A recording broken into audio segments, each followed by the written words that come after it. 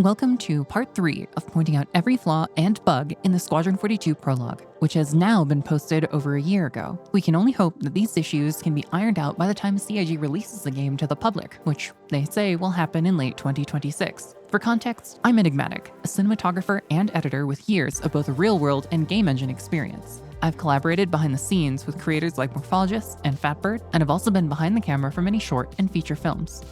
If you haven't already, be sure to check out the first 2 parts in this series.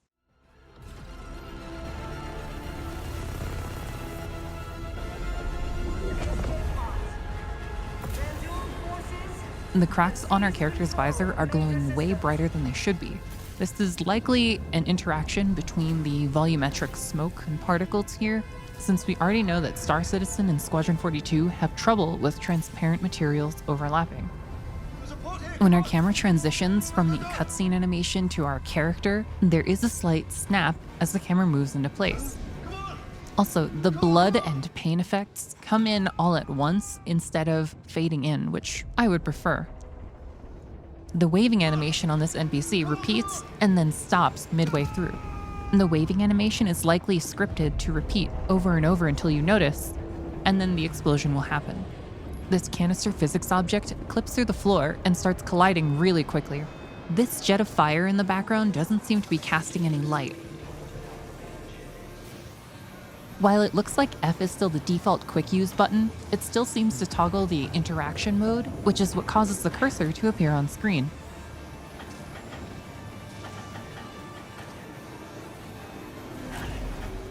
The camera animations feel a little disjointed. When the character stabs themselves with the med pen, there's no shake from the head to indicate pain.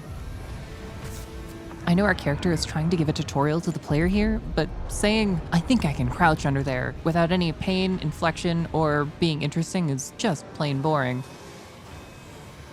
I think I can crouch under that. When crouching up to this partially broken door, you'll notice that the camera snaps in, causing a lot of that unwanted, ugly motion blur that we were seeing earlier. If you look carefully, you'll see it a lot during this cutscene.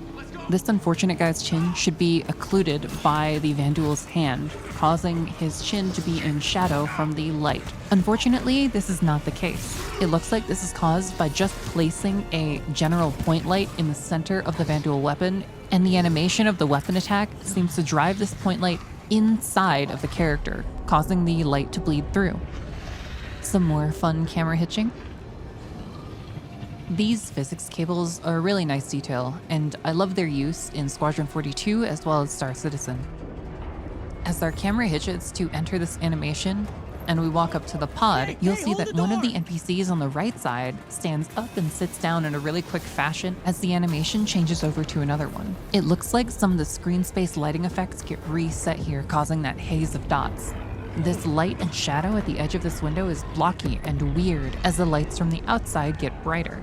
As the NPC runs through the fire, we don't see any effects, which looks weird. It looks like it could be a limitation of the actual fire system that's inside the game.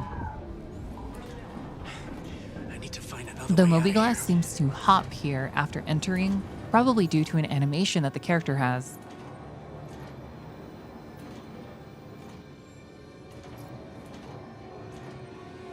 When the angular indicators on the left and the right of the screen are visible, any 2 or more digit numbers get cut off, including negatives. These sheets of fabric snap when you walk by.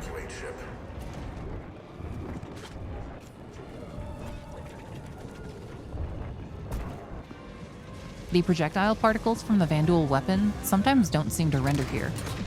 Also, the Vanduul just crumpling there is really funny.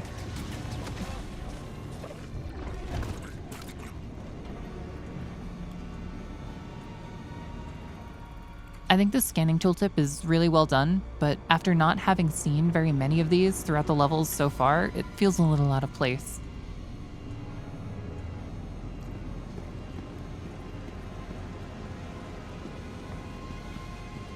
The animation of snapping over to the dead body feels a little disjointed.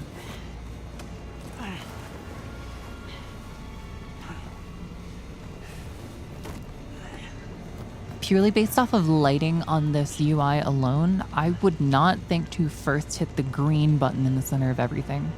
I'd be paying attention to all of the flashing and red information rather than the lift lockdown button right there. I find that these clunky click sound effects are really pleasing to the ear. I like this detail of the really subtle depth of field shift when you move your hand closer to your visor and then onto the dead body's arm.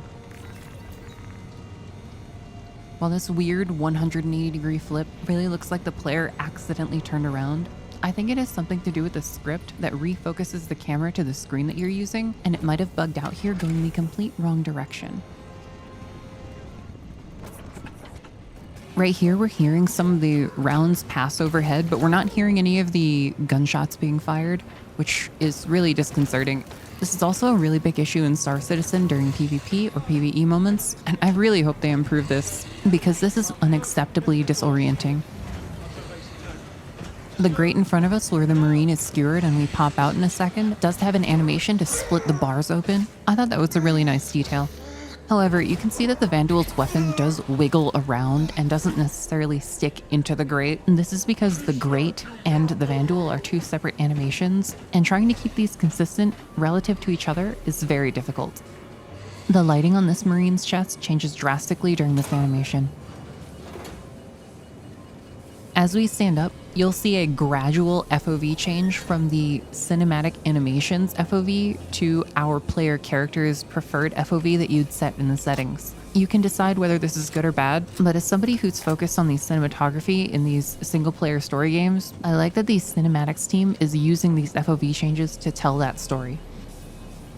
Another graphical bug here is the sparks being so clear behind all of these particles, and instead of affecting the color of the smoke or propagating light through it, it seems to just render the hottest or brightest parts directly on top. As somebody who plays a lot of FPS games, I really don't like the way the Vanduul move or attack you in this demo. Their animations seem to have a lot of inertia built in, so they stumble, they slow themselves down, they speed themselves up, much like we'd expect a normal human to. But unfortunately, the movement mechanics that are programmed in the background move them at a really high speed, where changes in direction and velocity are really hard to predict as a player.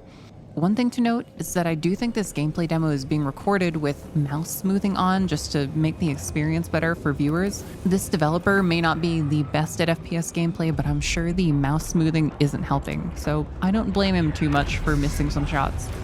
While these visual effects are really cool, the molten material that gets splashed across the ground doesn't leave any liquid or solid residue on the ground. Even if our character's eyes automatically expose for the room, I'd still expect the fire to be much brighter than it currently is, which I would really like to come to both Star Citizen and Squadron 42. The animation that the player does here moves his hands to the left side, but the door goes straight down, which doesn't really match. However weird and unrealistic it might be, I do like the temperature sensor at the top of the fire extinguisher for gameplay purposes. This control panel on the top left doesn't quite match the lighting of everything else in the scene. It feels a little too bright. The fire here is affected by the pressure of the gases coming out of the fire extinguisher, but since they are sprites and 2D, all they can do is change rotation. And unfortunately, when fire interacts with gases in real life, it tends to curve around them. This is just a limitation of the level of detail that CIG is allowed to use, because I imagine if they were trying to do something as detailed as fire simulation, it would be very expensive. Also, shout out this really bright 2-frame long lens flare.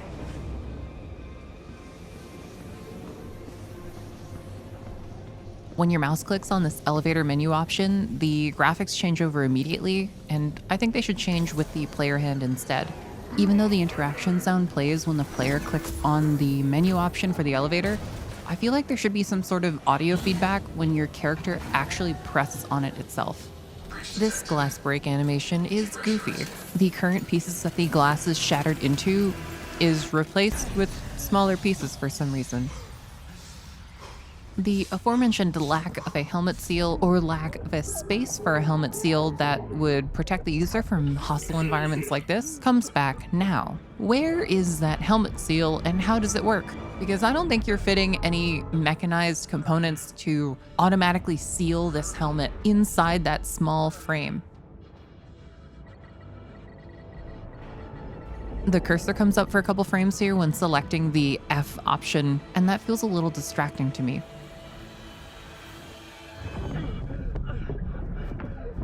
The camera snaps up and down when changing from the cinematics animation to the player camera.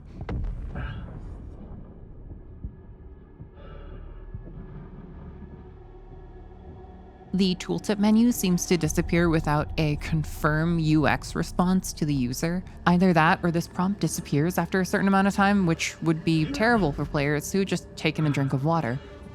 Most of these landings have a really nasty camera snap when the player's hands touch the surface. As far as the atmosphere of this section, I give it a wholehearted 10 out of 10. Moving in between these floating pieces of destroyed ship while the battle rages around you is an incredible experience, even just through watching. I can't tell you the awe I felt the first time watching this. It was utterly incredible.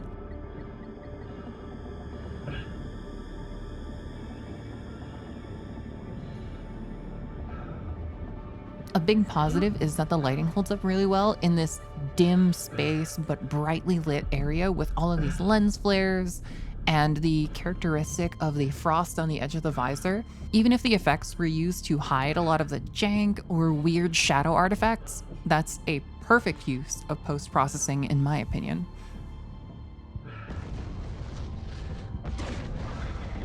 There's this interesting grid artifact on the explosion that I think is a consequence of the level of detail changing, which means the model is swapped from a higher resolution model to a lower resolution model or vice versa. And this transition is usually hidden by some software dithering, which is creating a hatched pattern to hide that transition in particular.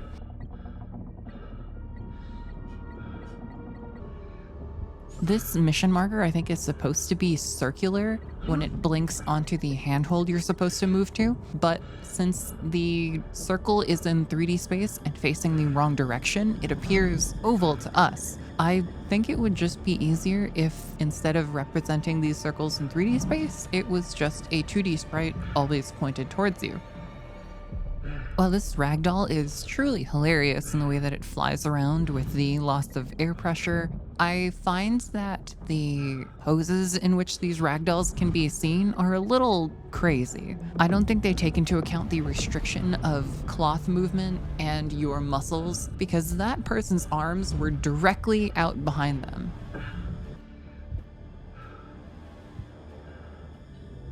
All right, you cannot tell me that this is not one of the best scripted flyovers you've ever seen. The sound, the visuals direction, it is perfect.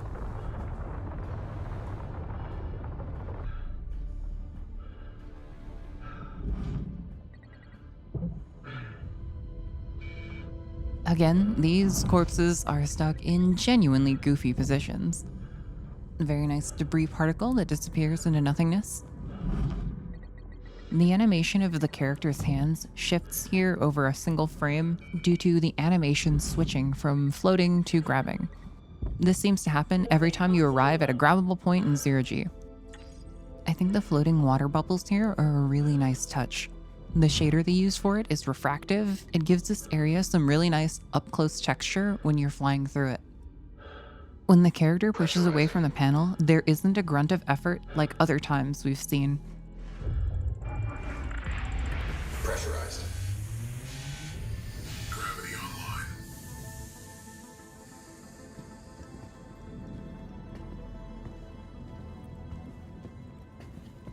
When I mentioned the elevator button earlier, I meant it should work something like this.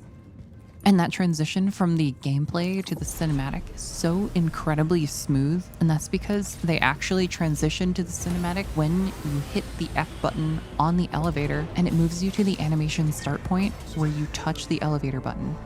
The shaders on the eyes are really reflective and look really good, but I think the white areas still lack a little depth. Like this shot of the main character is a little uncanny, and I think it's because the lighting is so flat on one side of his face. If you look at this shot of Captain McLaren, you can see that we get the dark side of her face facing towards the camera, and that gives it a little more depth. I truly love solving tripping by simply putting my hands on an invisible wall and saying no.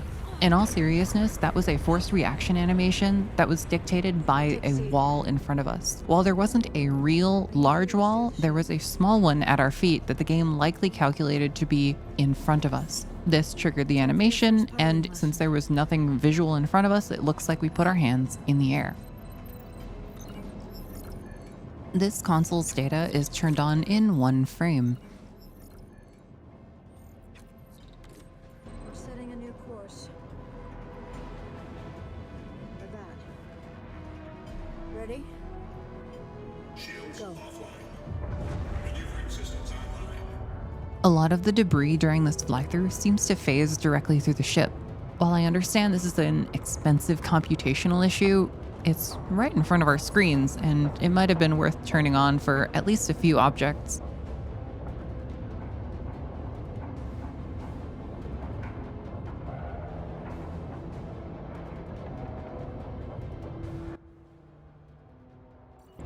There is a camera hitch here when switching from player control to the cinematic. When the camera moves while looking at this console, you can see a lot more of that bad motion blur from the other episodes.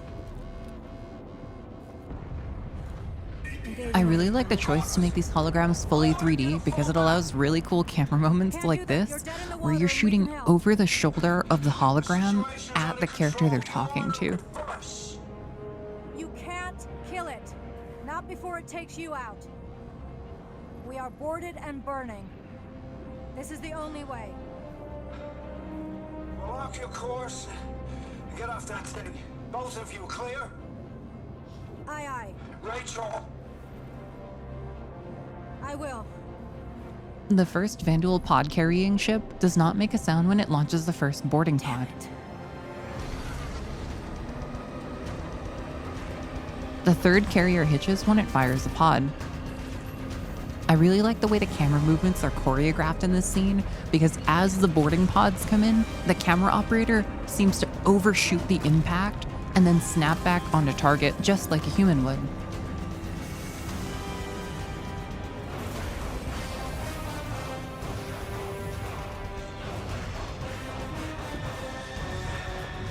And big props for this whip tilt transition that goes to black and goes between floors. I absolutely loved it the first time I saw it. There's this weird depth of field halo around Captain McLaren here. I'm really impressed with the animation of the weapon handoff, as that's typically been a struggle of every demo of Squadron 42 I've seen so far.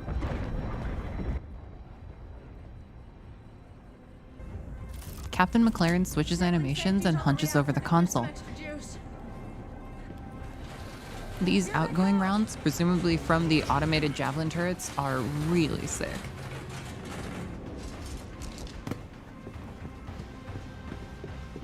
Once again, keep an eye on how the Vanduul move. You'll see they stutter step forward and then stop abruptly.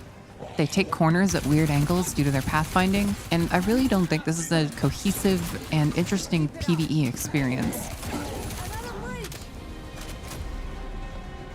Getting knocked down by the Vanduul every 12 seconds when fighting them, which is the developer's way of making sure you don't get insta-killed by their powerful weapons, is also really frustrating.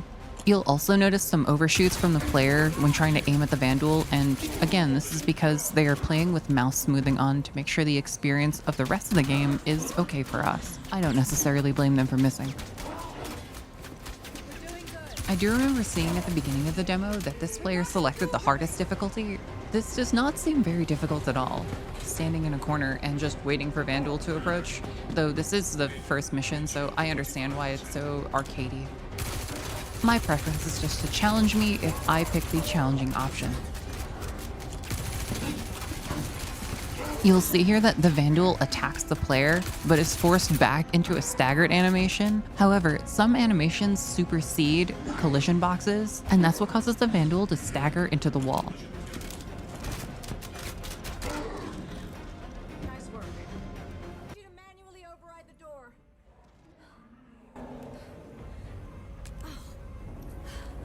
Give me a rifle. Even this weapon handing animation is extremely good, though you do see the player's hand appear at the bottom of the screen. I just need a minute to finish up here. On the left side of the screen, the player's shadow takes a moment to load in. Also, when starting to interact with the door, the animation snaps as usual. You can also see your handy mobiGlass icons above your wrist. I also find it really disappointing that even in the cutscenes, the guns don't make sounds. While of course it can't be perfect, the blood dripping out of Captain McLaren's nose is incredibly detailed and honestly a really good addition to this scene. There are 5 really unnecessary cuts here for something that should be a really close and intimate scene. Don't argue. Just do me a favor.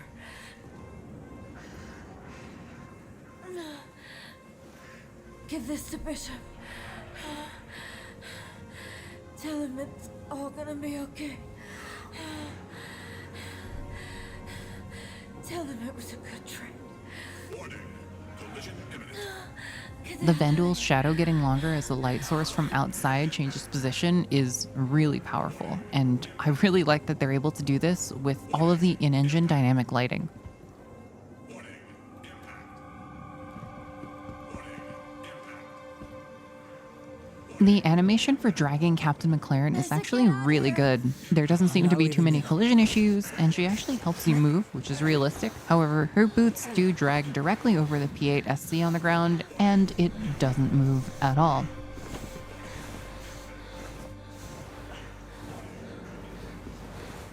Also, when entering the escape pod, the ambient sound changes from the bridge directly to outside, which I don't think is correct. You can also see that using an animation to transition from one object container to another has some pretty terrible results. I hope they get this fixed before the game actually releases. These buttons and the pull handle don't make sound, neither does this bar that goes over Captain McLaren's head.